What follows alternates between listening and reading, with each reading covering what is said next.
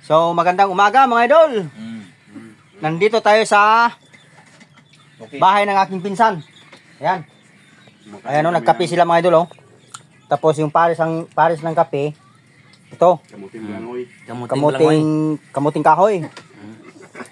O, tinatawag naming balanghoy. Ayan o. Muna yung makadawat kayo mong kamote na kahoy. So, ito na. Dito na yung aming palayan o. Yung sakahan namin. Ayan. Doon. Kung makita nyo yan, dyan o. Tapos ayan yung takot sa kamera. Yan. Yung pinsan ko yan, takot sa kamera.